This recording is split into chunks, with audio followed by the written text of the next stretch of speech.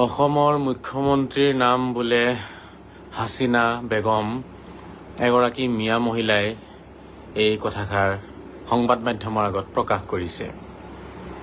বাংলাদেশৰ প্ৰধানমন্ত্ৰীৰ নামটো মুখস্থ আছে, কিন্তু অসমৰ মুখ্যমন্ত্ৰীৰ নাম মুখস্থ নাই। সন্দেহযুক্ত নহয় কি হ'ব? সন্দেহটো মানুহে কৰিবই ন। এইবোৰ কাৰণতেইতো সন্দেহ কৰে।